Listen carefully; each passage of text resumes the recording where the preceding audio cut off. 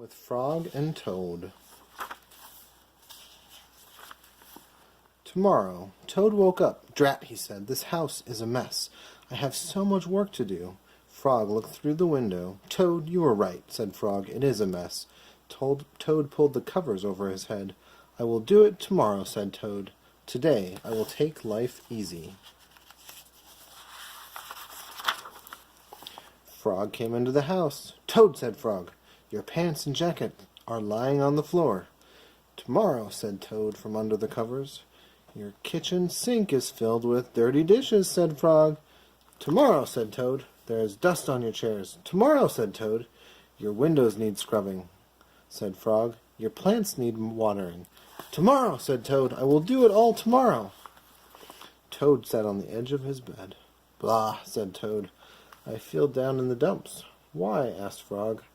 "I'm thinking about tomorrow," said Toad. "I'm thinking about all of the many things that I will have to do." "Yes," said Frog, "tomorrow will be a very hard day for you." "But Frog," said Toad, "if I pick up my pants and jacket right now, then I will not have to pick them up tomorrow, will I?" "No," said Frog, "you will not have to." Toad picked up his clothes. He put them in the closet. "Frog," said Toad, "if I wash my dishes right now, then I will not have to wash them tomorrow, will I?" "No," said Frog, "you will not have to." Toad washed and dried his dishes. He put them in the cupboard.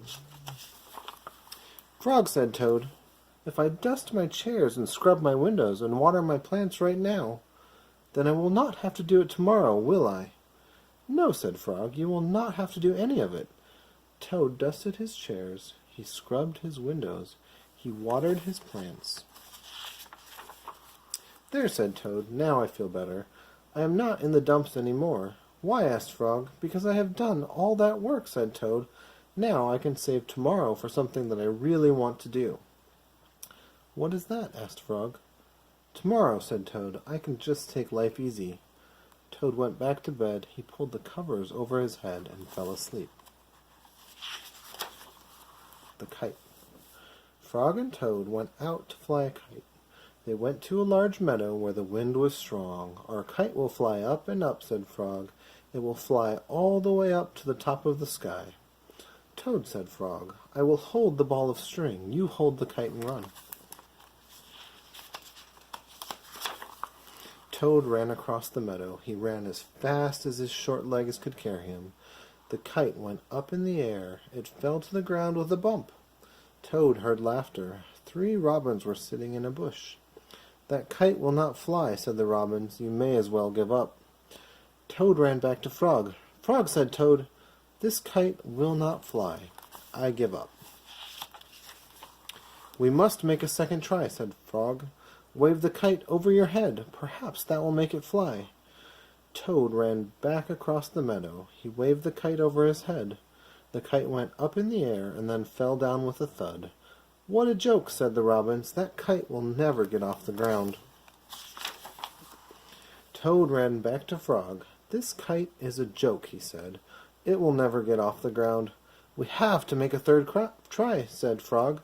"Wave the kite over your head and jump up and down. Perhaps that will make it fly." Toad ran across the meadow again. He waved the kite over his head.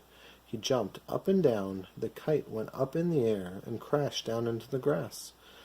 "That kite is junk," said the robins. "Throw it away and go home." Toad ran back to Frog. "This kite is junk," he said. "I think we should throw it away and go home."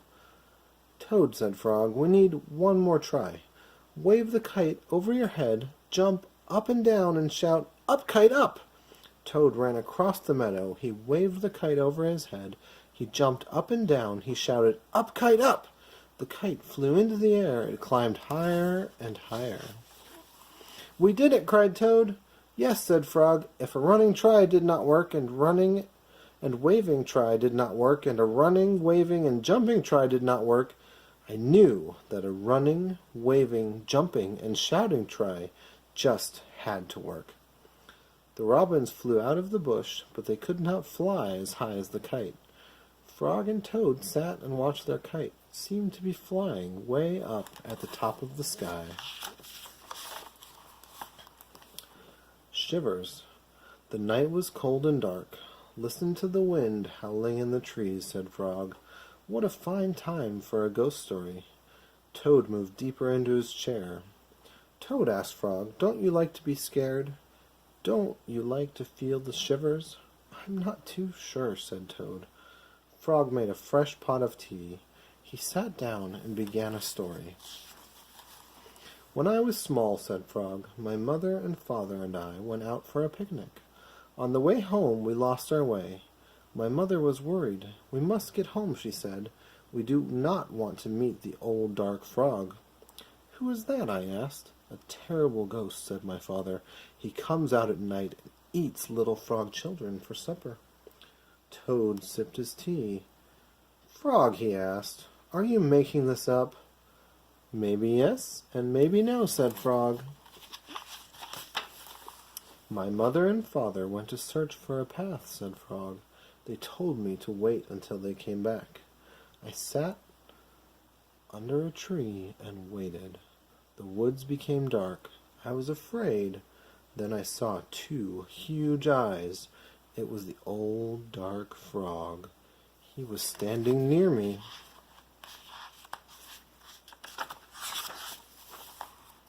"Frog," asked Toad, "did this really happen?" "Maybe it did, and maybe it didn't," said Frog. Frog went on with his story. The dark frog pulled a jump rope out of his pocket. "I am not hungry now," said the dark frog. "I have eaten too many tasty frog children. But after I jump rope 100 times, I will be hungry again. Then I will eat you." The dark frog tied one end of the rope to a tree. "Turn for me," he shouted. I turned the rope for the dark frog. He jumped 20 times. "I'm beginning to get hungry," said the dark frog. He jumped 50 times. "I'm getting hungrier," said the dark frog. He jumped 90 times. "I am very hungry now," said the dark frog. "What happened then?" asked Toad. "I had to save my life," said Frog. "I ran around and around the tree with a rope. I tied up the old dark frog. He roared and screamed. I ran away fast." "I found my mother and father," said Frog. "We came home safely." "Frog," asked Toad, "was that a true story?" "Maybe it was, and maybe it wasn't," said Frog. Frog and Toad sat close by the fire. They were scared. The teacups shook in their hands. They were having the shivers. It was a good, warm feeling. The hat. On Toad's birthday, Frog gave him a hat. Toad was delighted. "Happy birthday," said Frog. Toad put on the hat. It fell down over his eyes. "I am sorry," said Frog. "That hat is much too big for you. I will give you something else." "No," said Toad. "This hat is your present to me. I like it. I will wear it the way it is." Frog and Toad went for a walk. Toad tripped over a rock. He bumped into a tree. He fell in a hole. "Frog," said Toad, "I can't see anything. I will not be able to wear your beautiful present. This is a sad birthday for me." Frog and Toad were sad for a while. Then Frog said, "Toad, here is what you must do. Tonight, when you go to bed, you must think some very big thoughts. Those big thoughts will make your head grow larger. In the morning, your new hat may fit." "What a good idea," said Toad. That night, when Toad went to bed, he thought the biggest thoughts that he could think. Toad thought about giant sunflowers. He thought about tall oak trees.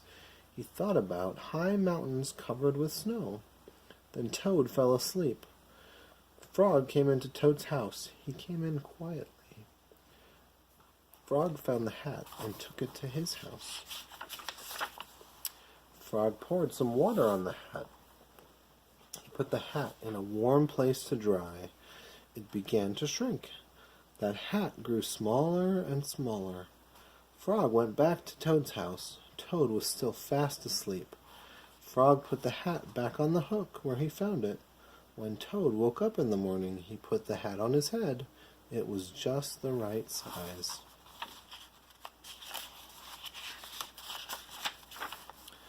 Toad ran to Frog's house. "Frog! Frog!" he cried. "All those big thoughts have made my head much larger. Now I can wear your present." Frog and Toad went for a walk. Toad did not trip over a rock. He did not bump into a tree. He did not fall in a hole. It turned out to be a very pleasant day after Toad's birthday. Alone. Toad went to Frog's house. He found a note on the door. The note said, "Dear Toad, I am not at home. I went out. I want to be alone." "Alone?" said Toad. "Frog has me for a friend. Why does he want to be alone?" Toad looked through the windows. He looked in the garden. He did not see Frog. Toad went to the woods. Frog was not there. He went to the meadow. Frog was not there. Toad went down to the river. There was Frog. He was sitting on an island by himself. "Poor Frog," said Toad. "He must be very sad. I will cheer him up." Toad ran home. He made sandwiches. He made a pitcher of iced tea. He put everything in a basket. Toad hurried back to the river. "Frog," he shouted, "it's me. It's your best friend Toad." Frog was too far away to hear. Toad took off his jacket and waved it like a flag.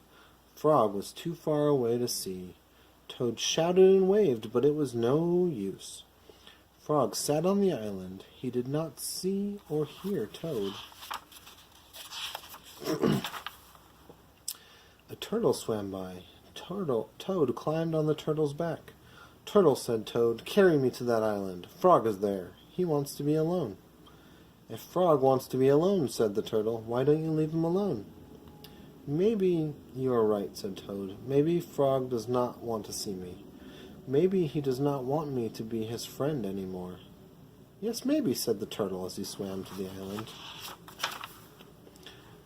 "Frog," cried Toad, "I am sorry for all the dumb things I do. I am sorry for all the silly things I say. Please be my friend again." Toad slid off the turtle with a splash. He fell in the river.